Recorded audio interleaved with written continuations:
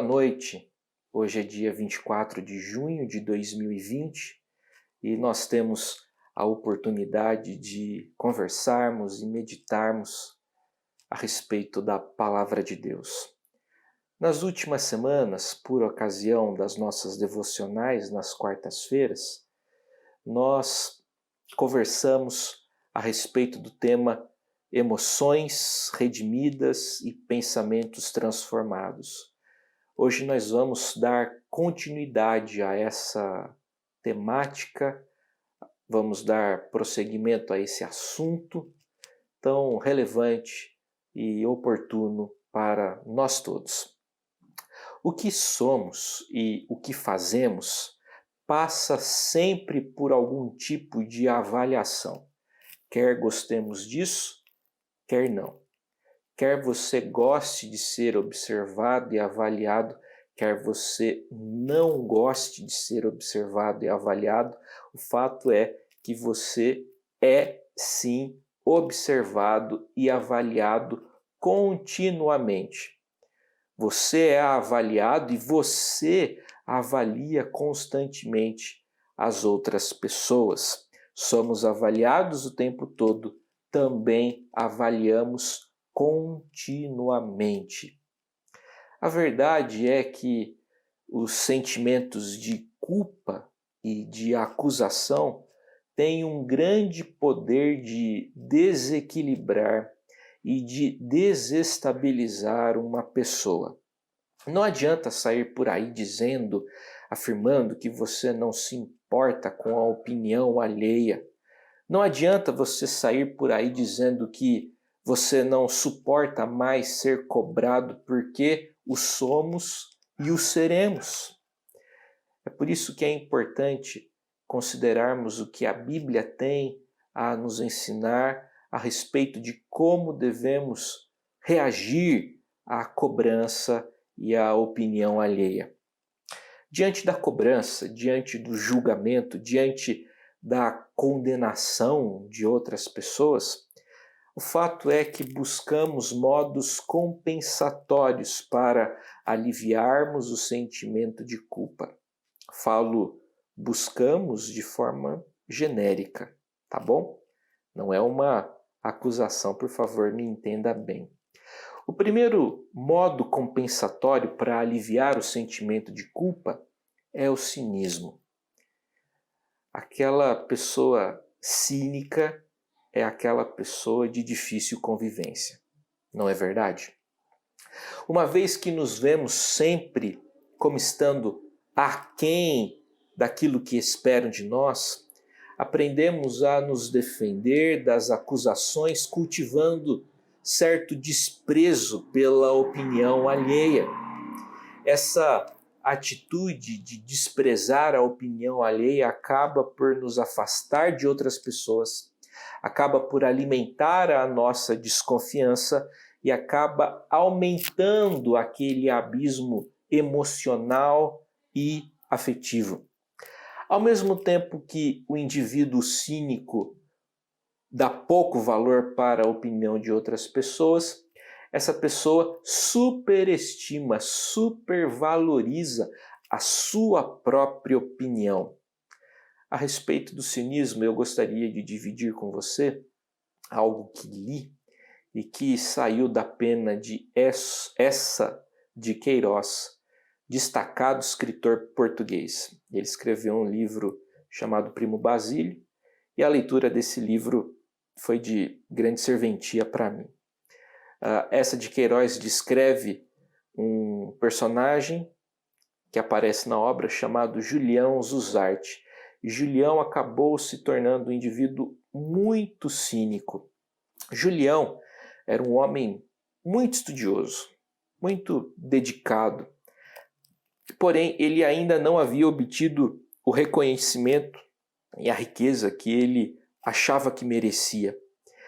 Eça de Queiroz diz que Julião tinha muita fé nas suas próprias faculdades e, por causa disso, tinha certeza do seu direito à felicidade. Todavia, ele não encontrou felicidade, reconhecimento e remuneração durante a sua vida. E conforme o tempo foi passando, Julião foi se tornando cada vez mais hostil, cada vez mais amargo e cada vez mais cínico, não dando importância à opinião dos outros e sempre superestimando a sua própria opinião e o seu próprio juízo a respeito das coisas. Se o primeiro modo compensatório da culpa é o cinismo, o segundo modo de compensar a culpa é o perfeccionismo. Pessoas que, quando crianças, foram pouco afirmadas ou que sofreram com a crítica constante de pais, amigos, colegas, têm a tendência de apresentarem um comportamento perfeccionista. Como foram basicamente julgadas pela performance, pelo desempenho, procuram fazer tudo de modo perfeito, de modo impecável, por conta do desejo compulsivo, porém secreto e às vezes até mesmo inconsciente de não serem julgadas e avaliadas por outras pessoas. Esse esforço para não ser julgado por outras pessoas acaba transformando esse indivíduo em um crítico ferrenho e mordaz de outros. Ao mesmo tempo que ele critica outras pessoas, ele critica desesperadamente a si mesmo.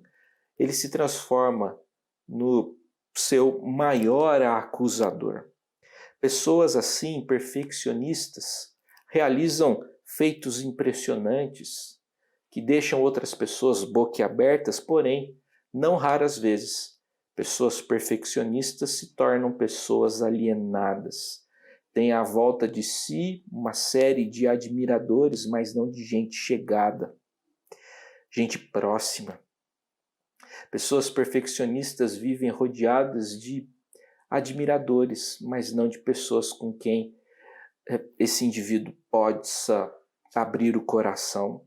Pessoas perfeccionistas não admitem crítica e terminam a vida geralmente sem amigos, geralmente sem relacionamentos relevantes, significativos, e muitas vezes pessoas assim alcançam o final de suas trajetórias desconhecendo o que é perdão, o que é graça e, sobretudo, o que é o verdadeiro amor. Diante do que foi dito até aqui, eu queria recuperar nesse momento o famoso texto de Romanos, capítulo 8, versículo 33. Nas últimas semanas fizemos considerações a respeito dos versículos 31, 32, e hoje é dia de considerarmos a mensagem do versículo 33 de Romanos, capítulo 8, que diz: quem intentará acusação contra os eleitos de Deus? Quem? É Deus quem os justifica.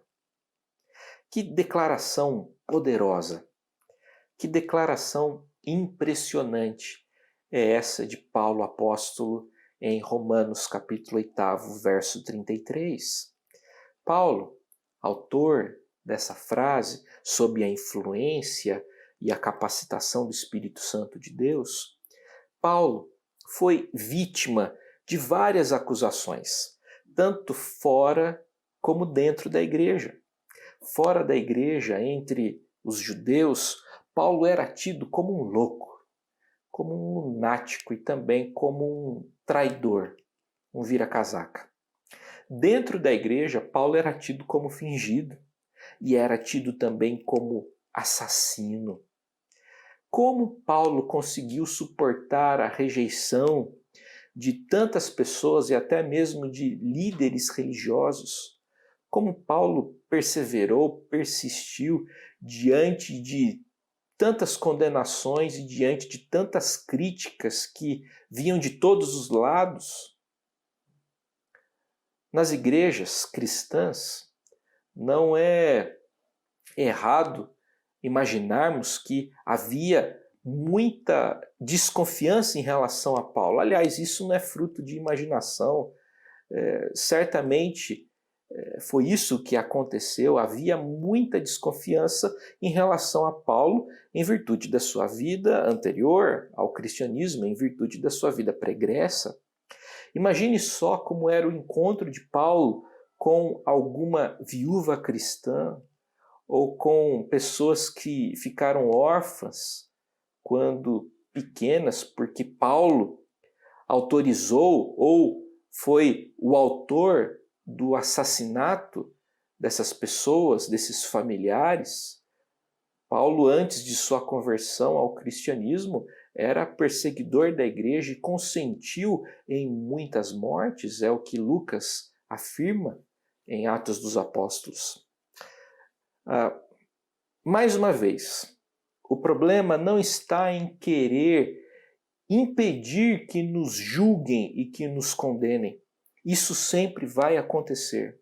Você nunca vai conseguir fazer parar os julgamentos e as condenações a seu respeito. Não tem como evitarmos isso. E olha, esse não é o grande problema. O problema central é como nós lidamos com isso.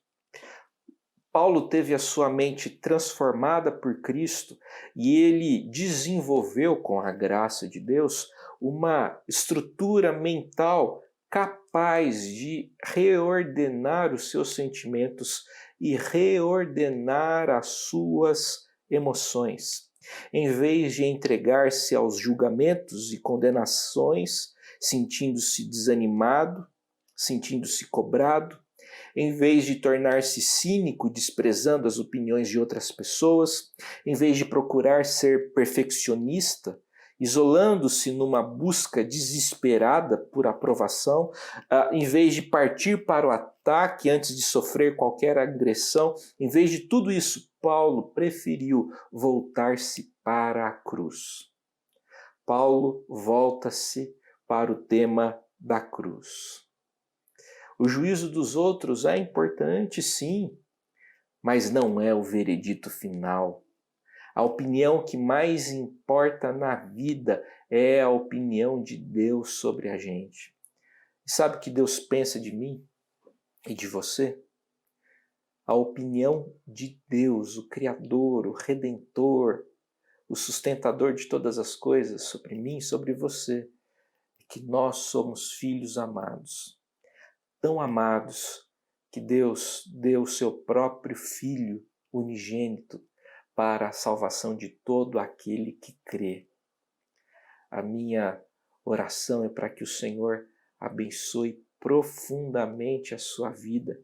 Saiba que a opinião, o juízo mais importante e decisivo a respeito de você não vem de nenhuma pessoa, mas sim do próprio Deus. E a opinião dele sobre mim e sobre você é que nós somos filhos amados. Não porque a gente é alguma coisa, mas porque ele resolveu nos amar. Bendito seja Deus por isso. Bendito seja o Senhor. Eu quero orar nesse momento. Quero orar com você. Pai, Pai Santo, nós te agradecemos porque, não obstante a opinião de outras pessoas, e não queremos nos tornarmos cínicos, gente que não se importa com a opinião dos outros, não é disso. Não é isso que nós pedimos. O que nós pedimos nesse momento é que o Senhor, por graça e por misericórdia, nos encha com a plena certeza de que somos amados pelo Senhor. Quem intentará acusação contra os eleitos de Deus? É Deus quem os justifica.